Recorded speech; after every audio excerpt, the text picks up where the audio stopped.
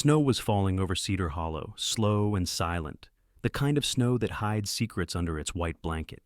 Inside a small mountain house, a little girl whispered into the phone, "Daddy, my back hurts." And those 4 words changed everything. What her father, a police officer haunted by duty, discovered that night would uncover a truth buried deeper than any storm. A loyal German shepherd, a hidden conspiracy, and a man's journey to win back his family and his soul. Where are you watching from tonight? Drop your country or city in the comments. I'd love to know how far this story travels. Don't forget to subscribe for more heart-stirring tales of courage, love, and redemption. And wherever you are, may your day or your night be filled with peace, warmth, and a little bit of light through the snow. The storm had begun its slow descent upon Cedar Hollow by late afternoon. The small mountain town, tucked between the slopes of western Montana, wore its familiar coat of fog and pine-scented silence. The streets shimmered under a thin glaze of rain, and the golden lamps lining Maple Street flickered like lonely candles against the darkening clouds. It was the kind of rain that carried memories, soft, persistent, almost sorrowful. Inside the Cedar Hollow Police Department, Ethan Cole, 38, sat behind his oak desk, the light from a green-shaded lamp glinting across his silver badge. He was a tall man, broad-shouldered, with the steady composure of someone who had faced both gunfire and grief. His hair, once the color of mahogany, now showed faint threads of gray near his temples, the silent scars of loss. The lines at the corners of his eyes were not just from age, but from the long nights spent between duty and regret. Ethan had been a decorated officer for 15 years, known in town for his unyielding sense of justice and quiet gentleness. Yet, beneath that calm exterior lay a heaviness that never left him.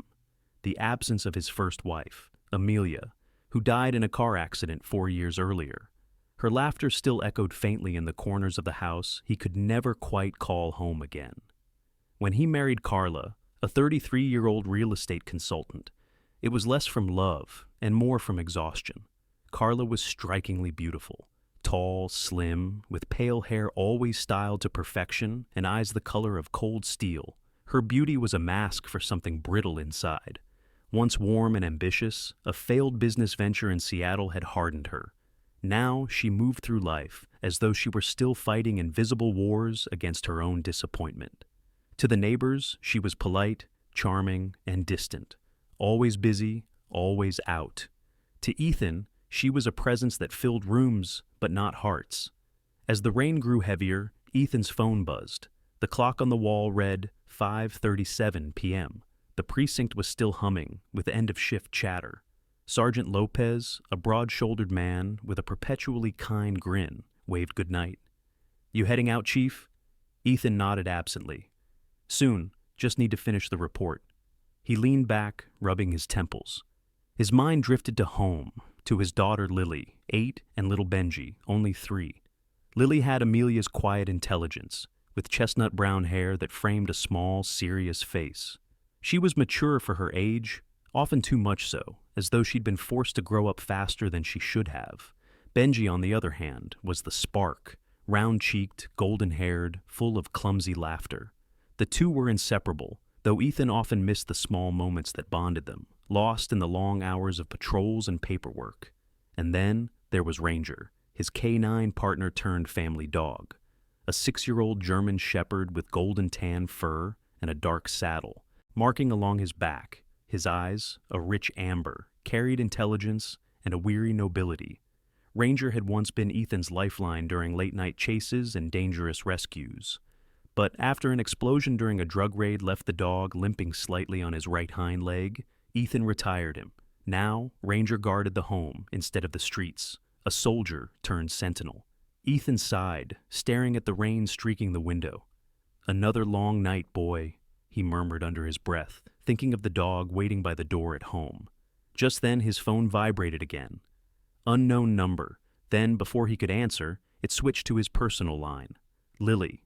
He smiled faintly, expecting her usual bedtime chatter. But when he picked up, what he heard froze him to the bone. "Dad?" Her voice was trembling, soft, like the quiver of a violin string. "My back hurts. I can't hold Benji anymore." "Lily?" he said sharply, standing up. "Where are you? What happened?" There was static, a sound of glass breaking, a baby's cry. Then the line went dead. "Lily!" Ethan shouted into the phone, but only the hollow dial tone answered. His heart crashed against his ribs.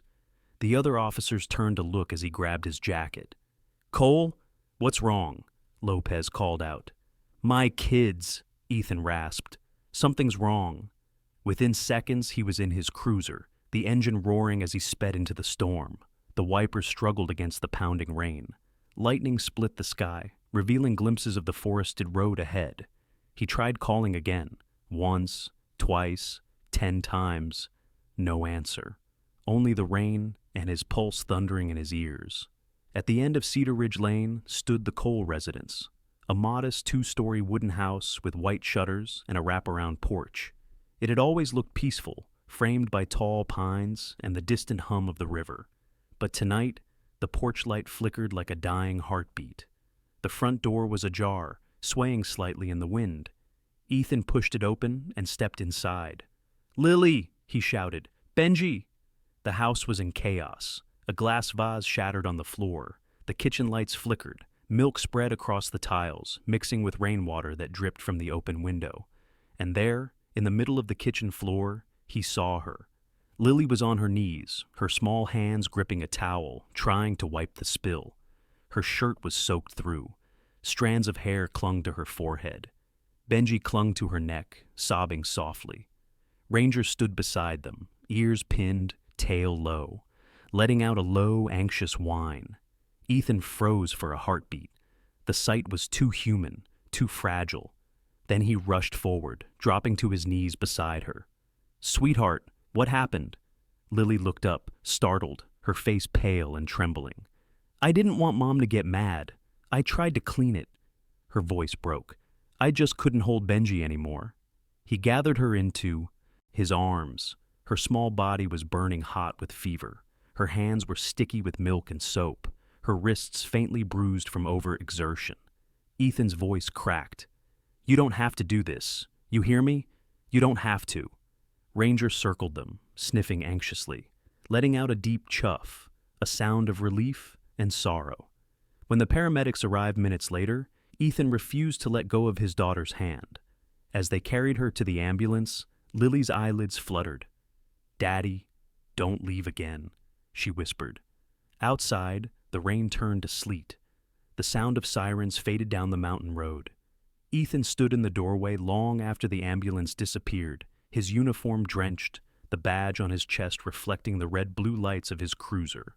Ranger pressed against his leg, silent and steadfast. When Ethan finally turned back toward the house, his eyes fell on something on the kitchen counter. Carla's phone, glowing faintly with a message from an unknown number. "Same time tomorrow. Don't forget the cash." He clenched his jaw. In the distance, thunder rolled through the valley like an accusation. Later that night, at the hospital, the doctor assured him it was exhaustion and mild sprain, no permanent harm. But as Ethan sat by Lily's bedside, watching her chest rise and fall, a realization heavier than guilt settled over him. He hadn't been protecting his children, not really. He'd built a fortress of work and duty, and convinced himself it was love. Ranger lay at the foot of the hospital bed, eyes half closed but alert. The old shepherd's ears twitched each time the machines beeped. He had served Ethan faithfully, but tonight, the dog guarded someone else. The little girl who had never complained, who carried burdens too big for her tiny frame. In the hallway, a nurse approached Ethan. "She kept saying your name in her sleep," the woman said softly. "She must love you very much." Ethan managed a nod, but his throat burned. He reached over and brushed a strand of hair from Lily's cheek. "I love you too, baby," he whispered, his voice barely audible. Outside, the storm finally began to ease. The first pale line of dawn crept over the mountains, washing Cedar Hollow in cold silver light. As Ethan and Ranger walked out into the morning air, he looked up. The clouds were still heavy, but somewhere behind them, the sun was waiting. Ranger nudged his hand gently, and Ethan realized something he hadn't in years. Maybe it wasn't too late to learn how to be a father again. The rain had passed by morning, leaving Cedar Hollow wrapped in a fragile calm. Mist clung to the rooftops, and the pine-covered hills shimmered under a thin layer of frost. From the window of room 214 at St. Helena Community Hospital, the world looked washed clean. But Ethan Cole knew better. The storm outside had ended. The one inside him had only begun. Lily slept soundly, her small hand curled around the worn ear of Benji's stuffed rabbit. Her skin had regained a faint warmth, though the shadows beneath her eyes lingered. Ranger lay by the foot of her bed, his golden tan fur rising and falling with steady breaths. The old shepherd had refused to leave her side all night, ignoring Ethan's quiet attempts to get him to rest.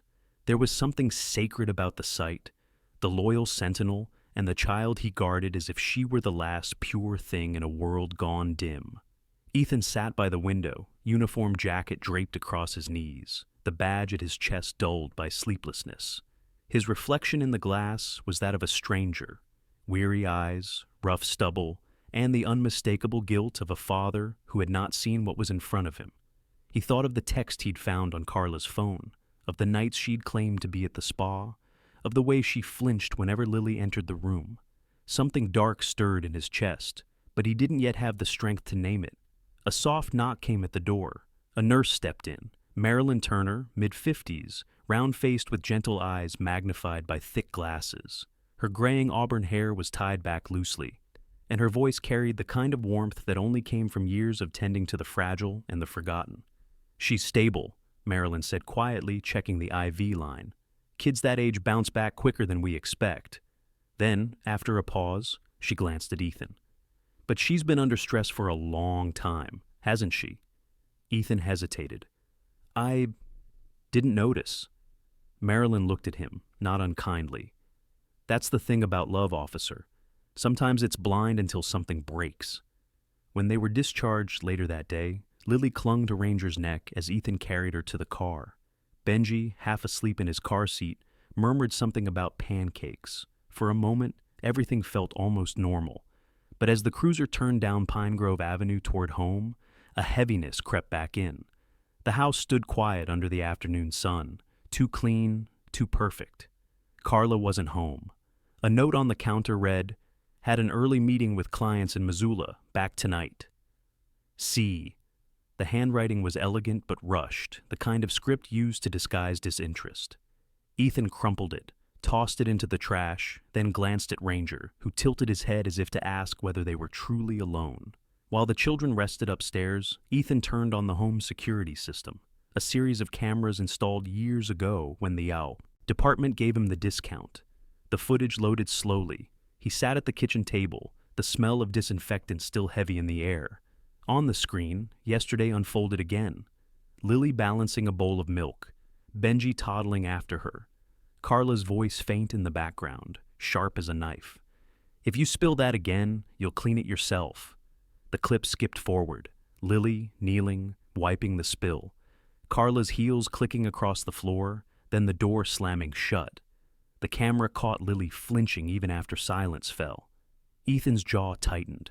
He scrubbed a hand across his face, forcing himself to watch the entire hour. Every second a wound reopening. When the footage ended, the timestamp showed 5:12 p.m., barely 10 minutes before the phone call. Behind him, Ranger whined softly. The dog's amber eyes were fixed on the screen, ears slightly back. "Yeah," Ethan muttered. "I know." He rose, pacing the kitchen. The old floorboards groaned beneath his boots. He opened the pantry, empty except for cereal and a half carton of milk. He remembered Amelia's kitchen once smelled like cinnamon and laughter. Now it smelled like bleach and silence. That evening, a soft knock startled him. When he opened the door, Rose Miller stood there, the elderly neighbor who lived across the lane. She was a widow in her late 70s, small and wiry, with snow-white curls and hands always smelling faintly of lavender soap. Despite her age, her eyes were clear and sharp, the eyes of someone who missed nothing. In her arms, she held a plate covered with foil. "I heard about Lily," she said softly. "Figured you all could use a proper meal." Ethan managed a tired smile. "Thank you, Mrs. Miller. You didn't have to." "Oh, please. I've raised 3 boys. Feeding tired fathers is practically a hobby." She looked past him into the hallway. "She's all right?" She will be, Ethan replied. Rose hesitated. I've seen things, you know. That wife of yours, she's not gentle. The girl's been at my fence a few times, asking if I had sugar or soap, always apologizing like she'd done something wrong. I didn't want to meddle, but you did right, Ethan interrupted quietly. Thank you for telling me. When she left, he stood for a long time on the porch, the wind moving through the pines like whispers. In the living room, Ranger sat beside Lily's chair, his ears twitching with every creak of the house. The children ate slowly. Lily barely spoke, though she occasionally reached down to stroke Ranger's fur. The dog responded with a low, reassuring rumble in his chest. After dinner, Ethan tucked them into bed. As he turned to leave, Lily's voice stopped him. Dad? He paused at the doorway. Yeah, sweetheart? Do you think Mom loves us? The question hung in the dim air like a ghost. Ethan crossed back to her, kneeling beside the bed. Love can get lost sometimes, he said softly. But that's not your fault. Lily's eyes glistened. I tried to make her happy. I know. He brushed her hair back, his throat tightening. You don't have to anymore. That's my job now. When she drifted to sleep, Ethan stood in the hallway, staring into the half-lit corridor where framed photographs lined the walls.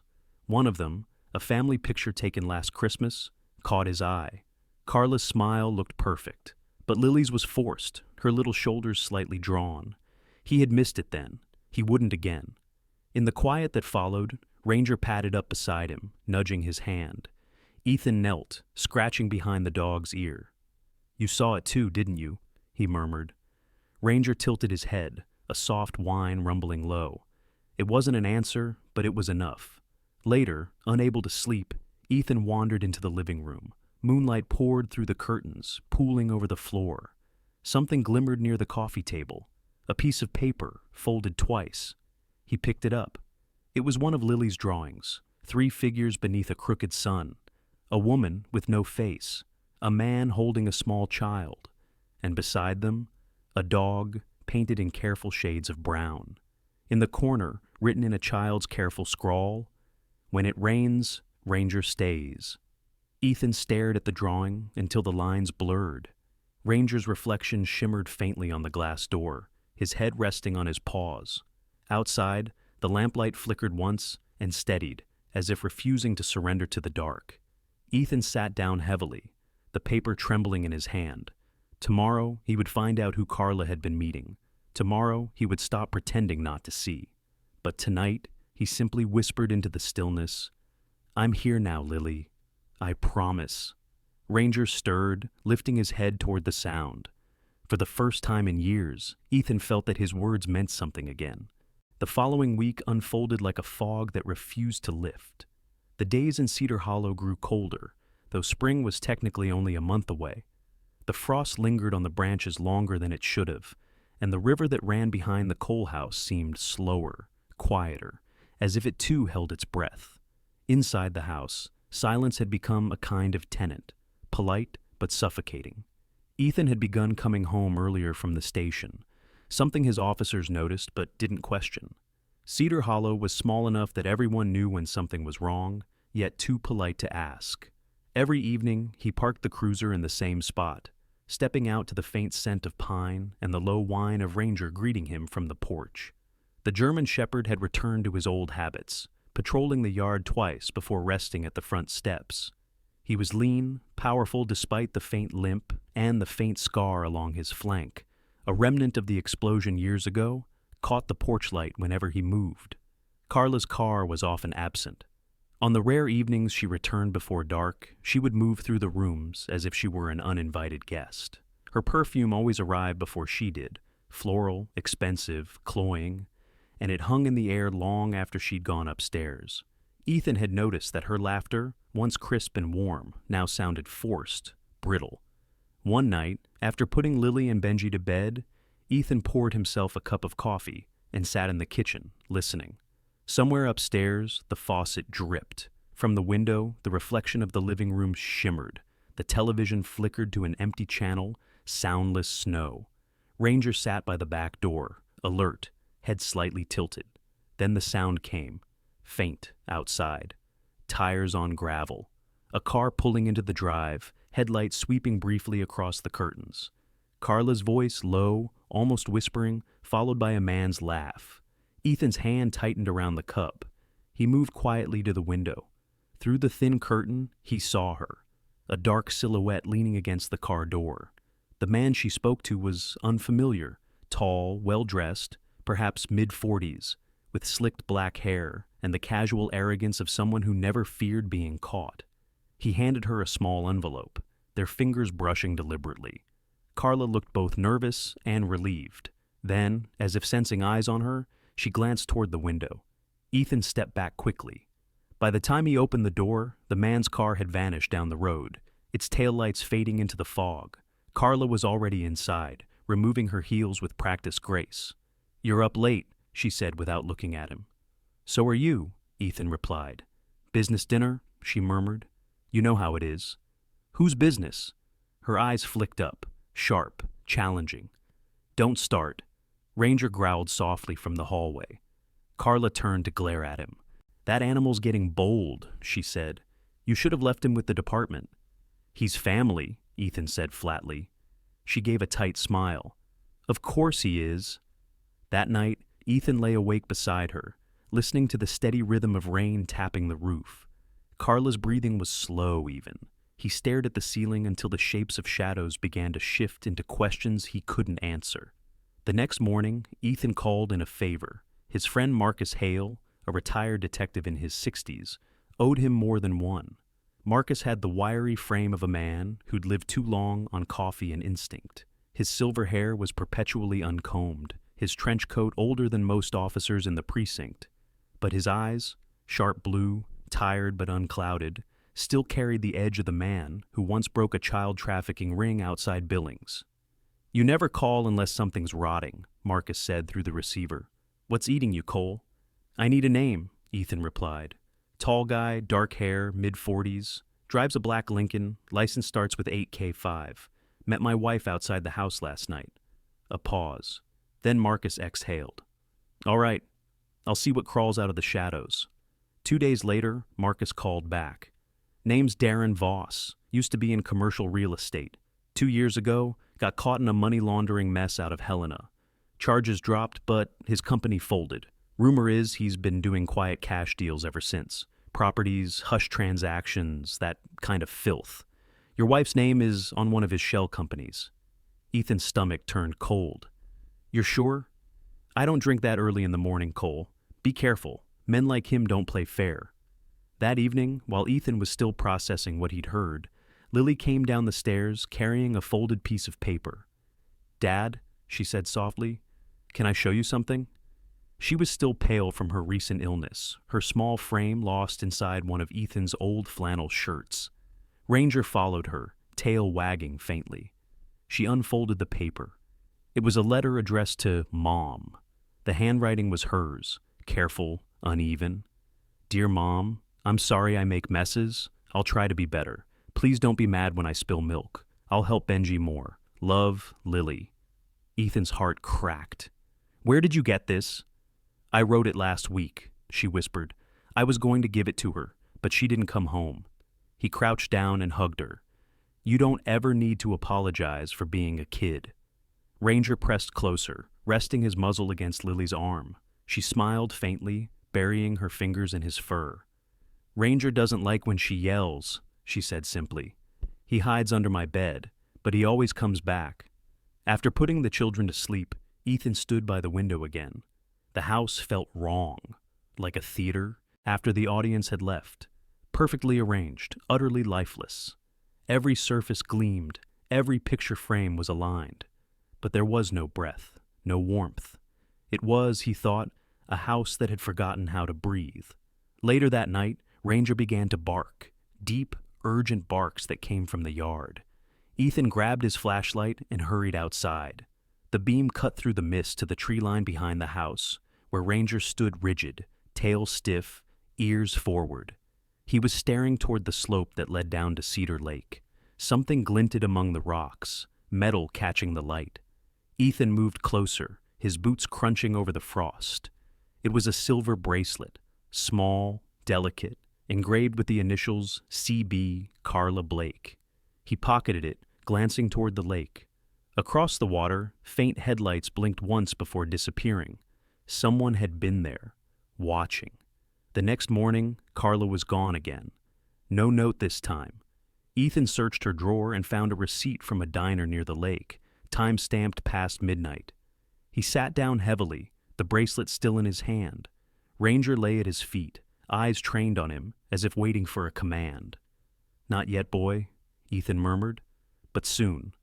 When he left for the station, the air outside was thick with the promise of another storm. Cedar Hollow's pines swayed in the rising wind, whispering secrets to no one. And somewhere beyond the hills, a black Lincoln rolled slowly through the fog. The sun barely touched the ridge that morning when Ethan Cole stepped outside, his breath clouding in the cold air. The frost clung to the porch railing like glass, and the forest beyond Cedar Hollow stood in hushed stillness, its pines glimmering under a thin sheet of ice. The world seemed quiet, too quiet for what stirred inside him. In his jacket pocket was the silver bracelet engraved CB, the same one he had found near the lake the night before. He turned it over again and again, as if the small circle of metal might confess its secrets if he stared long enough. Ranger sat at the edge of the yard, his amber eyes fixed on the distant tree line. The German shepherd's coat shimmered in the pale light, the faint scar across his hind leg more visible when the wind brushed his fur aside. He was tense this morning, every movement alert, as if sensing what his owner already suspected, that something was coming. Ethan's phone buzzed. Marcus Hale's name flashed on the screen. The retired detective's voice came rough, still thick from his morning coffee. "Cole," he said, "I ran Voss's phone records. He's been calling a number registered to a Carla Blake for 3 months, almost daily. There's more. He owns a cabin on the west bank of Cedar Lake, off Old Mill Road. Private property, barely shows on county records." Ethan's grip tightened around the phone. "Send me the address." "You sure you want to do this alone?" Marcus asked, his voice carrying the weariness of a man who had seen too many good intentions go bad. "I'm not walking into a crime scene," Ethan said flatly. "Just a conversation." Marcus exhaled. "That's what they all say before it turns into one." By noon, the fog over Cedar Lake had thickened. Ethan parked his SUV near the tree line, half hidden by the pines. Ranger leapt out beside him, paws crunching over the frost. The dog's tail was low, body stiff. The air smelled of pine resin and motor oil, faint traces of a vehicle having been there recently. The cabin stood silent at the water's edge, small, modern, with glass panels reflecting the lake like a mirror. Ethan approached slowly, boots leaving crisp prints in the frost. Through the large front window, he saw movement. A man's shadow, pacing. Darren Voss. He matched the photo Marcus had sent. Tall, sleek hair combed back, dark coat tailored and spotless. But up close, his face showed cracks of arrogance turned to fatigue, deep lines around the mouth, the kind that come from too many lies and late nights. Ethan knocked twice. The door opened after a pause. "Officer Cole," Darren said smoothly, his voice a practiced calm. "I was wondering when you'd stop circling." "Then you know why I'm here," Ethan replied. Voss smiled faintly, gesturing inside. "Let's not stand in the cold. Coffee?" The interior was pristine, too clean, too deliberate. No signs of life, except the faint hum of a space heater and the smell of cologne mixed with cedar oil. On the counter sat an open briefcase stacked with folders, and a single photograph face down beside it. Ethan kept his tone even. "You've been meeting my wife. Late nights, private places." "Your wife," Voss repeated, almost amused. "Such an interesting phrase, considering how little you seem to know her." Ranger let out a low growl. Voss's smile faltered briefly before he continued. "Carla invested in a few of my ventures. She's ambitious, I'll give her that. The sort of woman who doesn't like to play small." Ethan's voice hardened. "You're laundering money again, and she's involved." "Careful, officer." Voss leaned closer. "That's a big accusation for a man with no proof and a badge half the town thinks is rusting from guilt." The jab landed harder than Ethan expected, and Voss knew it. He turned away, pouring coffee into 2 cups. "She's not happy, you know. Not since the first day she moved into that house. Says it feels haunted. By what? By whatever you left buried, Voss said softly, setting the cup down, but never offering it. Before Ethan could respond, Ranger suddenly barked, a sharp warning sound. Outside, a car door slammed. Through the window, Carla's figure appeared, wrapped in a long black coat, blonde hair pinned tightly. She moved quickly, glancing around before stepping inside. Her eyes widened at the sight of Ethan. "What are you doing here?" "Ask yourself that," Ethan said quietly. Carla froze, then shot a look at Voss, who shrugged as if washing his hands of the moment. "He came on his own," Voss said. "Seems trust is in short supply." Ethan turned to her. "You've been lying to me for months. You've been helping him hide money. Or worse. You left the kids alone, Carla. Lily could have— Don't you dare use her against me," she snapped. "You left long before I did. You were here," she gestured around the room, "in every empty hour, in every silence. You and your ghosts." The air thickened. For a brief moment, Ethan saw not the woman before him, but a reflection of her. Desperate, brittle, cornered. Then Ranger growled again, deeper this time. His gaze was fixed on the briefcase. Something in Voss's expression shifted. A flicker of unease. Ethan stepped forward and flipped the lid open. Inside were bundles of cash, several fake IDs, and, between the folders, a photo of Carla handing an envelope to a man Ethan didn't recognize. The date stamp showed last month. Carla's breath hitched. "Ethan!" But Voss was already moving. He lunged toward the counter, sweeping the case shut and reaching under his jacket. Ranger sprang before Ethan could react. The shepherd slammed into Voss, teeth flashing, sending the man crashing against the cabinet. A gun clattered to the floor. "Ranger!" Ethan shouted, pulling the dog back. Voss cursed, clutching his arm, blood seeping through his sleeve. Carla screamed. "What are you doing?" Ethan leveled his voice, steady and cold. "Saving what's left of this family." He grabbed the weapon, kicking the briefcase out of reach. "You're under arrest, Voss. Money laundering, illegal possession, and whatever else the state decides to throw at you." Voss sneered, eyes darting to Carla. "You think she's innocent? She signed half those papers. You'll take me in, but she's coming down with me." Carla's face drained of color. "He's lying," she whispered. Ethan looked at her, torn between anger and the remnants of compassion. "Then prove it." They left the cabin together, the sound of sirens approaching from the distance. Marcus had called back up after Ethan's location tracker pinged. Ranger trotted beside him, chest heaving but proud, tail swaying faintly. Marcus arrived minutes later, trench coat flapping in the cold wind. "Hell of a mess," he muttered as Voss was handcuffed by the deputies. He glanced at Ranger. "Still got bite, doesn't he?" Ethan nodded, eyes still on Carla, who stood apart near the cruiser, hugging herself. The morning light caught her hair, turning it to dull gold. For the first time, she looked small, not glamorous, not powerful, just lost. As the convoy headed back toward town, Ethan walked to the lake's edge. The water was still, dark, reflecting the trees like a bruise. Ranger sat beside him, pressing his head gently against Ethan's leg. "Good boy," Ethan murmured. "You did what I couldn't. Saw the truth before I did." The reflection of the cabin shimmered in the water, then faded as the wind rippled through the surface, scattering the image. Ethan knew this wasn't the end. Carla's lies had been just one layer. Beneath them waited something deeper, something that tied all of them to this place. But for now, he let himself breathe, one slow breath after another, until the cold air no longer hurt. Above the lake, a single hawk circled, its cry echoing faintly over the water, a sound both lonely and free. The first snow of February came like a whisper that morning, soft flakes drifting through the pine branches, dusting the porch railings of Cedar Hollow in ghostly white. But by evening, the whisper had turned into a roar. The wind howled down from the mountains, rattling the window panes of the coal house as if demanding to be let in. The world outside had gone white and wild, the kind of storm that made even seasoned officers stay off the roads. Ethan Cole stood by the window, hand resting on the frame, watching the snow twist through the headlights of the patrol car he hadn't driven home that night. He'd parked it at the edge of the drive and decided he wasn't leaving again. Not tonight. Carla was upstairs packing. He could hear the zippers, the clinking of hangers, the occasional muffled sob that never sounded quite real. She'd been questioned that afternoon, after Voss's arrest, and released pending further investigation. Marcus Hale had warned Ethan. She's scared, and scared people either confess or run.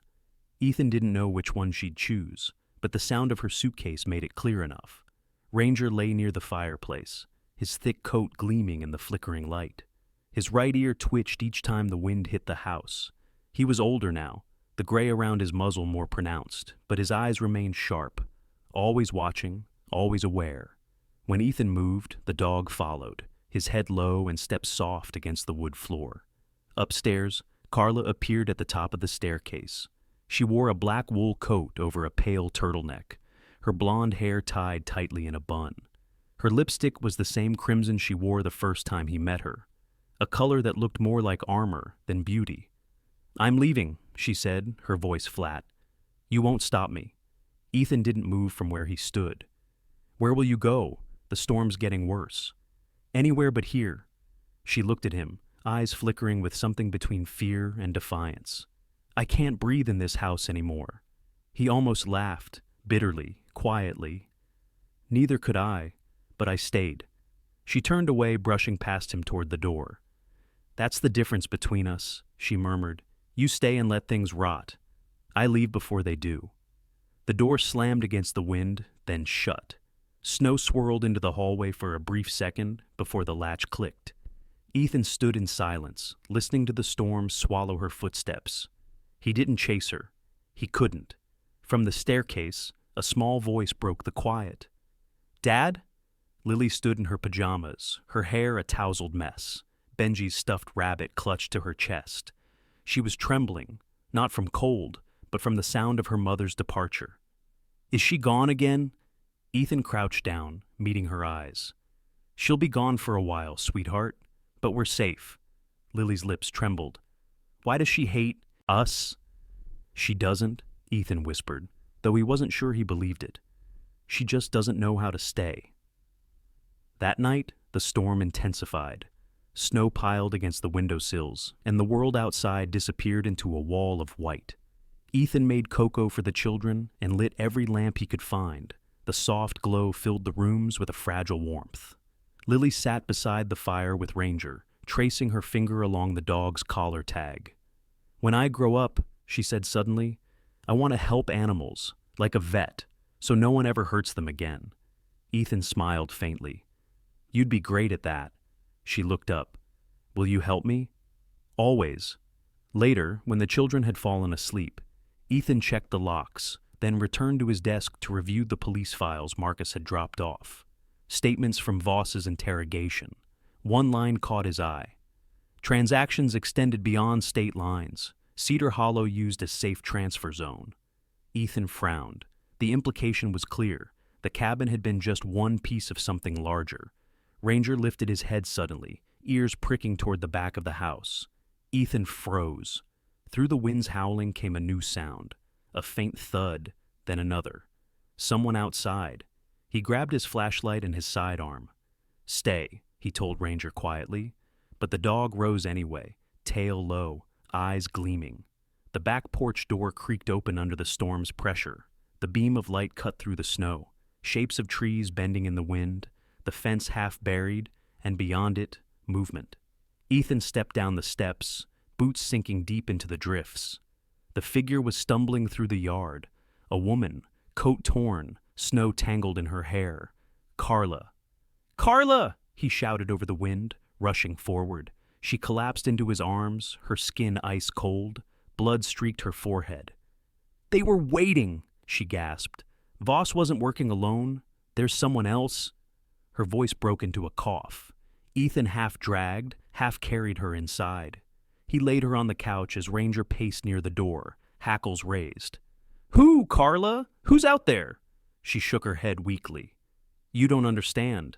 They think I still have the drive, the files." Ethan stared. "What drive?" Her eyes fluttered. "Voss made me deliver one of his flash drives last week. He said it was just business accounts, but after he was arrested, someone called. They said I had what belonged to them. Ranger barked sharply. Ethan turned toward the window. Faint headlights flickered beyond the trees, swallowed quickly by snow. He moved to the hallway closet, pulling out his service rifle. "Stay with the kids," he told Carla, but she grabbed his arm. "Don't go out there, please." He looked at her, expression unreadable. "If they came for you, they'll come for them." He stepped out onto the porch again, the storm biting his face. The wind screamed through the trees, carrying a faint metallic echo. A car door slamming, then silence. Ranger followed close behind, nose to the ground. His movements were quick, purposeful. The snow muffled every sound except the crunch beneath their boots and the faint growl in the dog's throat. Near the edge of the property, Ethan spotted it, fresh tire tracks cutting through the drifts, too deliberate to belong to a lost driver. He crouched down, sweeping snow away to reveal a glint of metal, a casing, a bullet shell, recently fired. "Back inside, boy," Ethan whispered. But Ranger stiffened, eyes locked on something in the distance. Then Ethan saw it too, a figure retreating through the trees, dressed in dark winter gear. Ethan raised his weapon. "Police! Stop!" The man turned briefly, a pale scar cutting across his cheek, before vanishing into the white.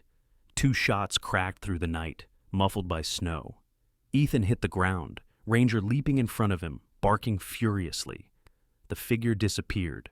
By the time Ethan reached the tree line, there was no trace left, only footprints leading toward the frozen creek and the sound of the storm closing around them. When he returned to the house, Carla was sitting up, trembling. Lily had woken, tears streaking her cheeks. "Daddy?" she whispered. "What's happening?" "Nothing you need to worry about," he said softly, kneeling to hug her. "Everything's going to be okay." But as he glanced toward the window, he saw movement again, faint shadows against the snow, watching from the woods. Ranger stood beside him, body tense, a low growl rumbling deep in his chest. Ethan whispered under his breath, "Let them come." Outside, the storm howled harder, the flakes slashing through the air like shards of glass. Somewhere in the chaos, the headlights blinked once more, then went dark completely, as if the world itself was holding its breath before the next strike. The power went out just after midnight. One moment, the house was wrapped in the faint hum of the heater and the soft tick of the clock above the mantel. The next, it was devoured by silence. The lamps flickered once, twice, and then darkness fell completely. Only the wind remained, howling through the cedar trees, shaking the shutters like a beast clawing to get in. Ethan Cole stood in the hallway, flashlight trembling slightly in his grip. Every instinct in him, the years of training, the father's dread, told him this wasn't just a power outage. Ranger was the first to react. The German shepherd lifted his head, ears pricking toward the back door. His low growl vibrated through the quiet like an engine starting. The beam of Ethan's flashlight caught the dog's outline, golden fur dusted with snowflakes blown in through the cracks, muscles taut beneath the thick coat. Ranger was 6, maybe 7 now, strong but tempered, his movements careful, deliberate. The faint scar along his flank was almost invisible in the dark, but it pulsed faintly under the light each time he moved. Upstairs, Lily whimpered in her sleep. Carla, sitting on the couch with a blanket wrapped around her, stiffened. "What's happening?" she whispered. Her face looked paler than ever in the flickering light of the dying fireplace. Her eyes, wide and glassy, darted to every window as if shadows themselves might leap through the glass. "The power lines must be down," Ethan said, keeping his voice steady, though the back of his neck prickled with tension. "Stay with the kids." But the words were barely out of his mouth when a sound split the storm, a loud metallic clang, like a door being forced open at the rear of the house. Ranger barked once, sharp and furious, and bolted toward the sound. "Ranger!" Ethan hissed, following with his flashlight raised. The beam sliced through the hallway, illuminating framed photos that swayed slightly from the vibrations of the wind. The back porch door stood ajar, snow blowing in across the floor. He aimed the light outside and froze. A figure stood at the edge of the yard, half hidden by falling snow. The man's outline was bulky, wrapped in a black parka with fur lining. His movements were steady, deliberate, like someone who knew the terrain. The flashlight's beam caught the glint of something metallic near his waist. A weapon. Ethan raised his voice. "Police! Identify yourself!" The wind swallowed the words. The figure didn't move, then, in a single motion, turned and vanished into the white. Ranger lunged after him. Ethan barely managed to grab the dog's collar before he disappeared into the storm. "No," he growled. "We protect first." The dog whined but obeyed, pressing against Ethan's leg, trembling not from fear but from the need to act.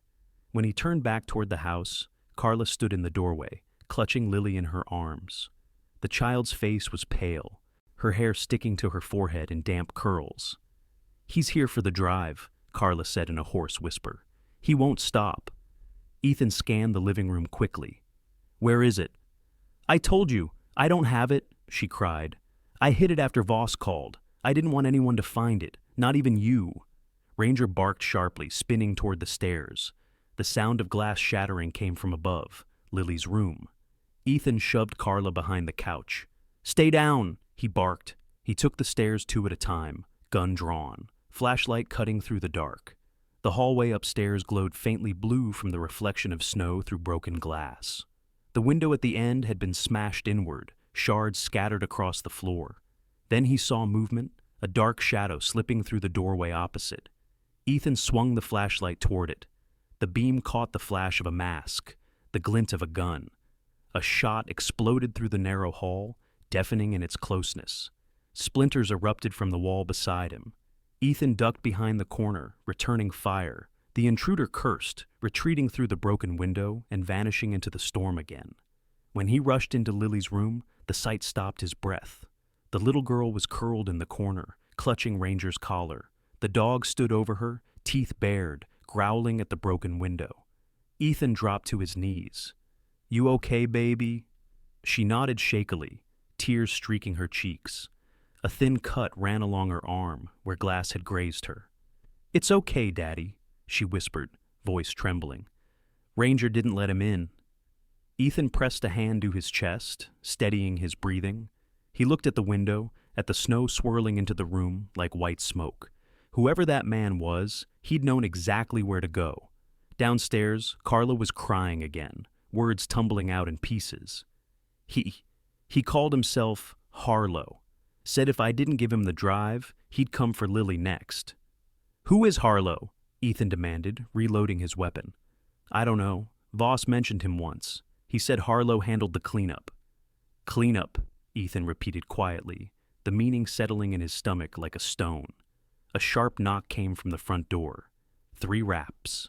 Slow. Measured. Ethan raised his weapon again, stepping forward. "Marcus," he called, though he knew better. No one in their right mind would drive up here in this weather unless they had to, or unless they were hunting. When the knocking came again, louder, he flung the door open and aimed his gun into the blizzard. The porch was empty, except for a small black object resting on the step. He reached down cautiously and picked it up. It was a flash drive. "Carla," he called, holding it up. "This what he wants?" Her eyes widened. "I left it in my car. How did—" Before she could finish, a bullet shattered the porch light above them. Ranger barked, furiously dragging Ethan down as glass rained from the ceiling. "Get down!" he shouted. He pulled Carla and Lily behind the couch again, heart pounding in his ears. "Basement," he said. "Now." He guided them to the trapdoor beneath the rug, one he'd built himself years ago as a storm shelter. Carla climbed down first, clutching Lily tight. Ethan passed the flashlight to her. "Keep it pointed at the stairs. Don't move until I call." Ranger stayed behind. The dog stood rigid by the door, breath steaming in the cold air that seeped through the shattered glass. His eyes were fierce, unblinking. Ethan crouched beside him. "You ready?" Ranger gave a low rumble in reply, muscles coiled like springs. For nearly a full minute, the only sound was the wind. Then the floorboards creaked near the kitchen. Someone inside. Ethan signaled the dog, moving silently toward the sound. He caught a glimpse of the intruder's back. A tall man in black gear, his movements efficient and sure. Ethan raised his gun. "Police! Drop it!" The man turned just enough for Ethan to see his face. Sharp, angular, eyes cold and gray like steel, a thin scar cut from his temple to his jaw. "Harlow," Ethan whispered. The man smiled faintly and fired. The next seconds were chaos. Ranger lunged, knocking Harlow sideways as the bullet tore through the wooden wall. Ethan fired twice. One hit the man's shoulder, spinning him around. But Harlow didn't fall. He crashed through the side door, disappearing into the storm. Ethan ran to the doorway, gun raised, but the snow swallowed everything. Only Ranger's paw prints remained, leading halfway down the yard before turning back. The dog limped slightly now, a streak of blood on his leg where wood splintered during the struggle. Ethan knelt beside him, running a hand through his fur. "Good boy, you did it." He stayed there a long time, kneeling in the open doorway as snow fell around them, the wind keening through the trees. The porch light flickered once, sputtered, and went out completely. The broken bulb hissed faintly, a dying ember in the dark. When Ethan finally returned to the basement and told Carla and Lily it was over for now, he didn't believe it himself. He knew what men like Harlow were, persistent, methodical, unfinished. And somewhere out there in the white, that man was still moving. Outside, the storm continued to rage, and the house at Cedar Hollow stood in darkness, its light broken, but its heart still beating. The world had gone quiet by dawn. The storm that had ravaged Cedar Hollow all night had passed, leaving behind a white silence so deep it felt sacred. The snow on the porch rose almost to the windowsills, glistening beneath a weak sunrise that struggled to break through the lingering mist. Ethan Cole stood on the porch in his heavy flannel jacket, coffee steaming in his gloved hand, eyes scanning the frozen yard for footprints. There were plenty, some from the night's struggle, others half buried beneath new snow. None led back toward the woods. Harlow was gone, but gone did not mean defeated. Ranger padded beside him, limping slightly on his injured leg. The German shepherd's fur was damp but clean now. Ethan had washed away the blood at first light, whispering soft words the dog didn't need to understand. Ranger's loyalty had always been wordless. Now, every slow step he took across the porch seemed to carry the weight of that vow again. From inside came the sound of soft movement. Carla sat at the kitchen table, pale in the morning light, hands wrapped around a mug she hadn't drunk from. The events of the night had stripped away her defenses. Her mascara had smudged, her lips were colorless, and the high polish of control that usually defined her seemed gone. When she finally spoke, her voice cracked. "You should have let me go when I said I would." Ethan didn't turn around. "You'd be dead if you did." "Maybe," she said. "Or maybe this wouldn't have found you." He turned then, eyes cold. "It was always going to find us. You just opened the door sooner." Lily appeared on the stairs, wrapped in Ranger's old blanket, her small frame dwarfed by it. Her right arm was bandaged where glass had cut her. She looked fragile, but her eyes, wide and gray like her father's, held a steadiness that didn't belong to a child her age. "Dad," she said softly, "is the bad man coming back?" Ethan knelt, brushing a strand of hair from her forehead. "Not today." She looked toward Ranger, who wagged his tail weakly. "He saved me," she whispered. "I think he's hurt." Ethan smiled faintly. "He'll heal. He's tougher than he looks." Around mid-morning, a truck appeared at the edge of the drive. It was Marcus Hale. The retired detective climbed out slowly, brushing snow from his coat. Marcus was in his late 50s, thick-set with thinning gray hair and a face that looked carved from years of sleepless nights. He had once been Ethan's mentor when Ethan first joined the department. Age had made him gruff, but not cruel.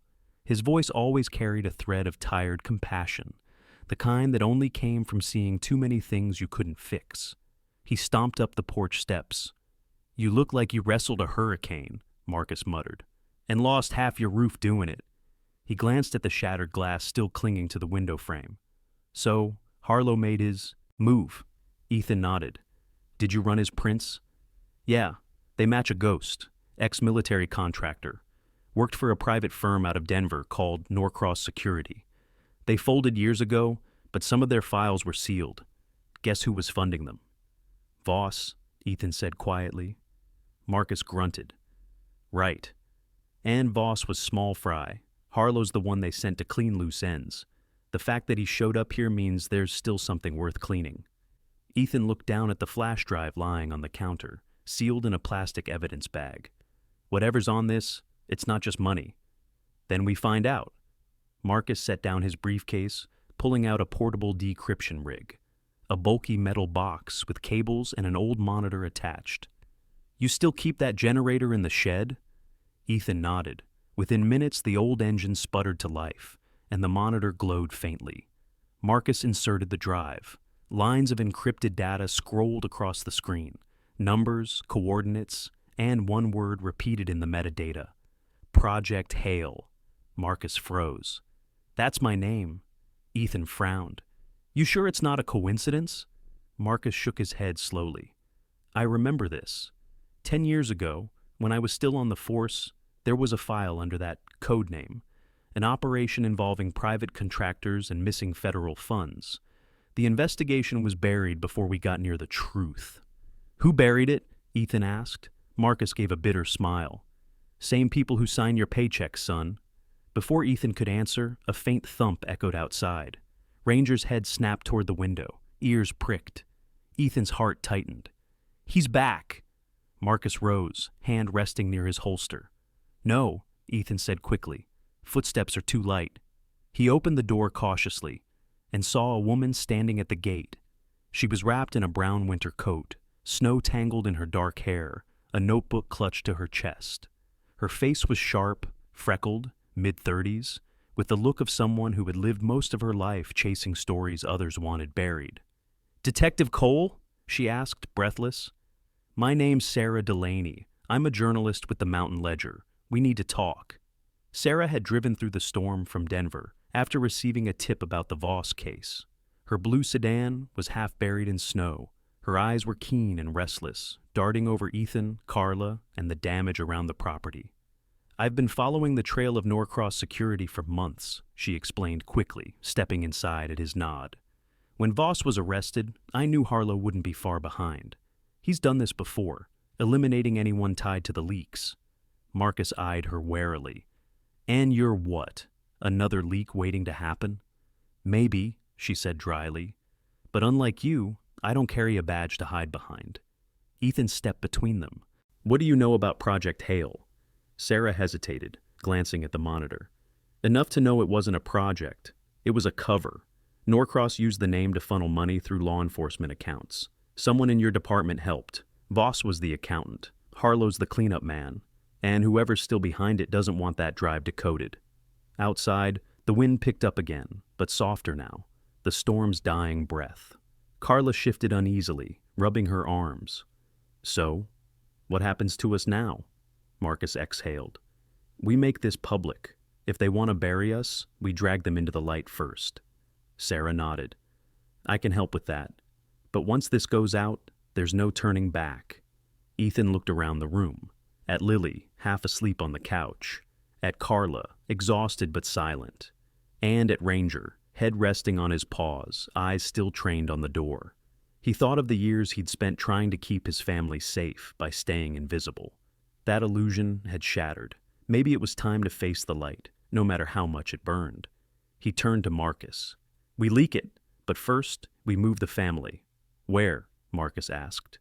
Ethan looked toward the horizon, where the storm clouds were breaking, revealing a faint band of gold. Somewhere Harlow can't follow, somewhere higher. By noon, the house was quiet again. Sarah worked with Marcus to duplicate the drive. Carla packed a small bag for Lily.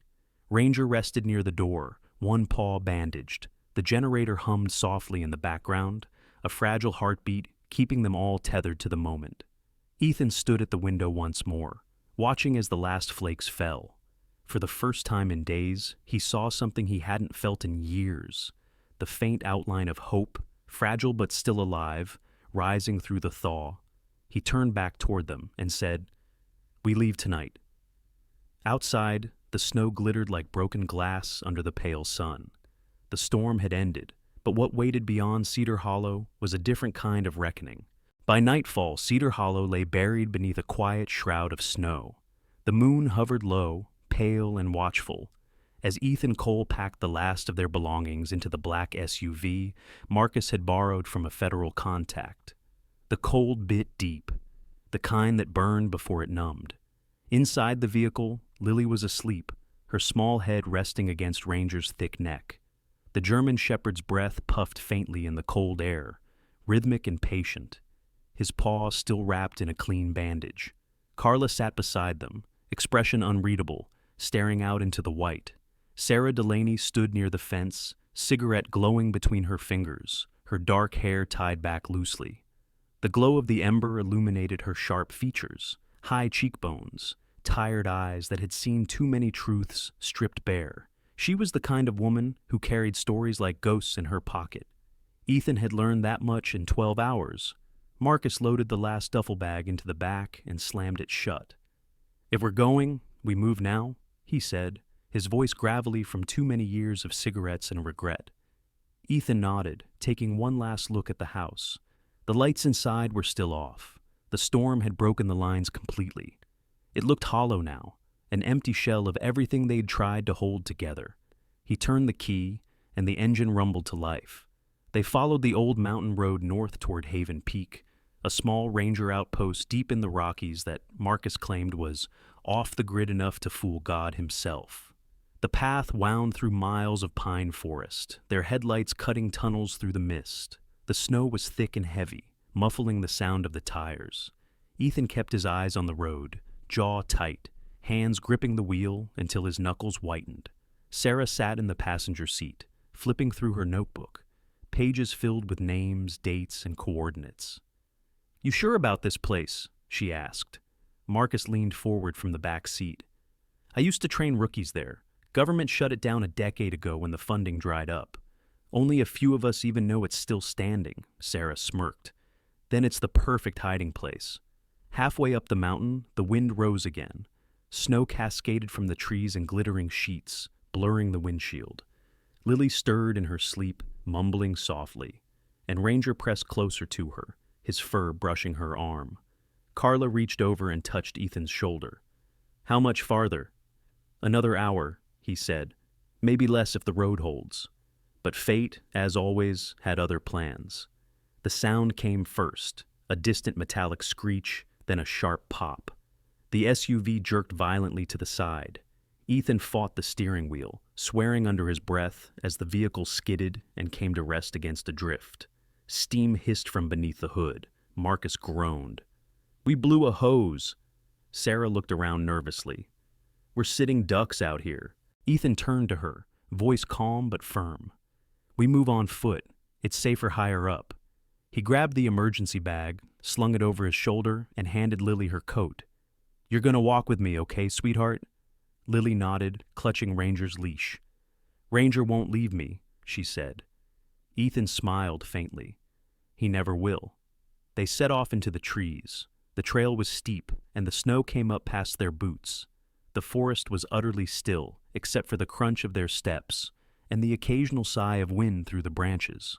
Sarah lagged behind slightly, pulling her scarf tighter around her neck. "So, tell me something, Cole," she called over the wind. "Why'd you leave the city force?" Ethan didn't slow down. "Because I stopped believing in people who wear badges but forget what they mean." Sarah snorted softly. "That makes two of us." As they climbed, the temperature dropped further. Frost gathered on their eyelashes, their breath-forming clouds that hung and vanished in the moonlight. Marcus's voice cut through the wind. "There! See that ridge? That's Haven Peak!" Ethan squinted ahead. Through the trees, the silhouette of a weather-beaten lodge emerged, its windows dark, its roof sagging under snow. A single antenna jutted from the roof like a finger pointing skyward. Relief washed over the group. They pushed harder, reaching the porch just as the wind picked up again. Inside, the air smelled of pine and dust. Ethan swept his flashlight across the main hall. Wooden beams, a rusted stove, a radio console covered in cobwebs. "Looks dead," Sarah said. "Then it's perfect," Marcus muttered. He moved to the console, brushing away the dust. "If this old radio still works, we can bounce a signal to Denver." Ranger trotted through the room, sniffing corners, tail wagging cautiously. Lily followed him, her small boots squeaking on the floorboards. "Dad, there's a fireplace," she said, pointing. Ethan nodded. "Let's warm up first." While Marcus worked on the radio, Ethan and Sarah gathered wood from the shed outside. The journalist's gloved hands trembled slightly as she lifted a log. "You ever think about leaving all this?" she asked suddenly. Ethan looked at her. "You mean the badge?" "I mean the life that comes with it, the danger, the lies." He exhaled. "If I leave, who catches the next Harlow?" Sarah gave a sad smile. "Maybe that's the curse of good men, always staying long enough to fix what broke them." Back inside, the fire crackled to life, filling the lodge with amber light. Carla sat near the flames, Lily curled against her lap. The child's eyes reflected the firelight, wide and distant. "Do you think Mom's scared?" she asked quietly. Carla stiffened but said nothing. Ethan knelt beside them. "Everyone gets scared, Lily," he said, "but bravery's what you do next." By the time they ate, night had deepened into a velvet blackness outside. Snowflakes drifted past the frosted windows like falling stars. Marcus finally turned from the radio, his face grim. The signal scrambled. "Someone's jamming the channel." Sarah frowned. "You think Harlow's tracking us?" "Maybe not him," Marcus replied, "but someone wants us blind." Ethan stared into the fire, thoughts churning. "Then they already know we're here." Just then, Ranger lifted his head sharply. His ears flicked toward the window. A soft growl rolled in his throat. Ethan froze. "What is it, boy?" The dog moved to the door, nose pressed to the crack beneath it, growling louder now. Ethan grabbed his rifle, motioning for Marcus to cut the lantern. The room plunged into half-darkness, lit only by the fire's glow. Through the window came a faint light, a red beam moving back and forth among the trees. A drone. Sarah whispered, "They found us." Ethan's pulse quickened. "Everyone down!" He drew Lily close, shielding her. The drone's hum grew louder before fading again, swallowed by the storm's echo. Minutes passed. Silence returned, heavier than before. Marcus wiped sweat from his brow. "They're not attacking, they're watching." Sarah nodded grimly. "Then it's only a matter of time." Ethan stared out into the darkness beyond the trees, Ranger beside him like a shadow. "Let them watch," he murmured. "Tomorrow we move first." The fire popped, sending sparks into the air. Outside, the red light drifted away through the forest, vanishing into the mist. The night stretched on, long, cold, and waiting. Dawn came slow and gray, leaking through the broken shutters of Haven Peak like smoke from a dying fire. The snow outside shimmered faintly, untouched and deceptive in its calm. Ethan Cole hadn't slept. His eyes were red and heavy as he poured black coffee into a tin cup. The fire had burned low overnight, leaving only embers and the rhythmic sound of Ranger's breathing by the hearth. The German shepherd lay curled near the flames, his golden coat glinting faintly. His injured paw was wrapped in cloth, but his ears remained alert, head lifting each time the wind brushed the windows. He was weary, but ready. They all were. Sarah Delaney stood by the window, hair pulled into a tight ponytail, her notepad tucked under her arm. She had slept little too, though she pretended otherwise. The light caught the faint freckles across her nose, the mark of someone once carefree before the world taught her that truth was rarely kind. "They're still out there," she said, her voice low but steady. "I saw the drone again just before sunrise. It circled twice, then left toward the ridge." Marcus Hale rubbed his temples, his weathered face marked by fatigue. "Then we don't have much time. Once they triangulate, they'll come in force. Harlow won't stay quiet after what happened last night." Ethan nodded, eyes narrowing. "We'll finish this before he does." Carla appeared from the side room, holding Lily's small hand. The girl's cheeks were rosy from sleep, her brown hair tangled and wild. She still looked fragile, but there was light behind her eyes, the kind of quiet courage that came from watching others fight for you. "I heard shouting," she said softly. "Just planning, sweetheart," Ethan said, crouching beside her. "You remember the radio we used last night? We're going to send one last message, and then we're leaving." "Where?" "Home," he whispered. The word hung in the cold air like a fragile promise. By noon, Marcus had managed to repair the old generator, its growl echoing through the cabin. The radio crackled to life, static turning to faint voices. Ethan adjusted the frequency until a tone emerged, encrypted but familiar. "This is Cole, badge 4172, requesting backup at Haven Peak. Immediate extraction." The static stretched long before a voice finally replied, distorted but clear enough. "Copy that, Officer Cole. Hold position. Units en route from Denver. ETA 90 minutes. Ethan exhaled. For the first time in days, hope felt tangible. But Ranger's growl shattered it instantly. The dog stood at the door, tail rigid, body low. Ethan froze, hand inching toward his sidearm. Sarah looked up from the table, following the dog's gaze. Outside, beyond the frost-covered window, a figure appeared, broad-shouldered, moving with deliberate calm through the snow. Harlow. He wasn't limping. The wound from the previous fight had healed or been ignored. His black coat blended with the pines, and his eyes, gray and glacial, locked on the cabin. He carried a suppressed rifle slung across his chest, the barrel gleaming faintly. "Positions," Ethan murmured. Marcus moved to the back window. Sarah crouched near the stairs with her notepad replaced by Ethan's backup pistol. Carla pulled Lily into the cellar doorway. The first shot shattered the window before the sound reached them. Glass sprayed like snow. Ethan ducked, returning fire. The air inside filled with gunpowder and the acrid sting of smoke. Ranger barked sharply, charging toward the door before Ethan could stop him. The shepherd's strength was a blur, a streak of fur and muscle bursting through the half-broken doorway and into the white. "Ranger, no!" Ethan shouted, but it was too late. Outside, the snow churned as Harlow moved through it like a shadow. The man was trained, his stance low, his movements efficient. He fired again, missing Ethan by inches as the officer rolled behind the porch rail. Then Ranger hit him from the side. The impact sent both man and dog sprawling into the drifts. Harlow's rifle flew from his hands. The growl that erupted from Ranger was guttural, primal. Not just defense, but devotion made flesh. Harlow slammed a fist into the dog's shoulder, reaching for a knife at his belt. Before he could strike, Ethan was there. He crashed into Harlow, tackling him into the snow. The knife flew free. They rolled once, twice, before Ethan pinned him, breath steaming in the cold. "It's over," Ethan hissed. Harlow grinned, blood streaking his teeth. "You think this ends with me? You're already buried, Cole." Ethan didn't reply. He saw movement out of the corner of his eye. Sarah on the porch, rifle in hand, her stance steady despite the wind. "Drop it," she yelled.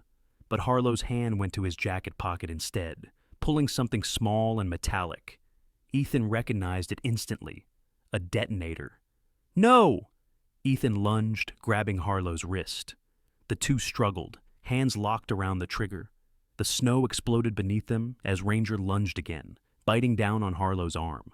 The detonator fell, sliding into the snow. Ethan struck once, hard. Harlow went limp. Silence returned, heavy and absolute, broken only by Ranger's panting. Sarah rushed forward, her face pale. "Is he—" Ethan nodded once. "He's done." Marcus approached, clutching a small transmitter he'd found inside Harlow's coat. "He wasn't bluffing. This thing's active. It was feeding our location." He smashed it against a rock, sparks scattering across the snow. "No more eyes in the sky." Carla emerged from the doorway, holding Lily close. The girl looked at the scene, her small voice trembling. "Is it over, Daddy?" Ethan crouched, brushing a hand against her cheek. "Yeah, baby, it's over." By the time backup arrived, the sun had broken. Through the clouds, scattering gold across the snow. The agents loaded Harlow's body onto a stretcher, his face covered. Sarah stood to the side, notebook open again, her fingers shaking as she wrote. Marcus leaned on the porch rail, the lines on his face softened by relief. Ranger sat beside Ethan, head resting against his leg, eyes half closed. When one of the officers approached, a tall woman with auburn hair and sharp brown eyes, Ethan noticed the name on her badge, Captain Nora Graves. She was new to the Denver Bureau, mid-40s, the type whose quiet tone carried more authority than any shout. "We reviewed the data on that drive," she said, handing Ethan a folder. "Project Hail was real, a covert laundering operation using police funds to finance Norcross contracts. You and your team just blew open a decade of corruption." Ethan took the file, flipping it open briefly before closing it again. Then finish it, he said simply. Captain Graves nodded. We will. But we could use people like you. Off the record. Ethan looked down at Lily, who was now laughing softly as Ranger nudged her glove. Maybe one day, he said. But not now. Hours later, the cabin stood quiet again, half buried in snow and sunlight. Ethan and Sarah sat on the porch steps while Marcus packed the gear. You'll write it? Ethan asked. Sarah smiled faintly. Every word, but I'll change the names.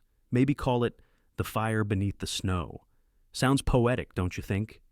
Ethan chuckled. Just make sure the dog gets the ending he deserves. Oh, he will, she said. Maybe more than any of us. As dusk fell, Ethan stood beside Ranger, looking out across the valley. The world below shimmered, white, endless, and clean. For the first time in years, he felt still. Lily ran through the snow, Carla watching her with a fragile smile. Sarah's laughter drifted from behind him. Marcus was on the radio, telling someone that the job was done. Ethan knelt beside Ranger, scratching behind his ear. You did good, boy, he whispered. The dog leaned closer, pressing his head into Ethan's chest. The warmth of him, alive and steadfast, was more grounding than any medal or rank. Above them, the last light of the sun burned gold through the clouds, and for a moment, Cedar Hollow and all its ghosts felt far away. The storm had ended, the snow still fell, but now it fell on peace. In the end, the greatest battles are not fought with weapons, but with faith, love, and forgiveness. Ethan's story reminds us that even when life feels buried beneath the coldest storms, God's light can still break through the clouds. Every act of kindness, every moment of courage, every prayer whispered in the dark, they are proof that miracles still happen when hearts remain open. If this story touched you, share it with someone who might need a little hope today. Leave a comment below and tell us what part moved you the most. Subscribe to the channel to keep these stories of grace and redemption alive. And may God bless every person watching right now. May He guide your steps, heal your wounds, and warm your heart in every season of your life. If you believe that love and faith can still create miracles, type Amen in the comments.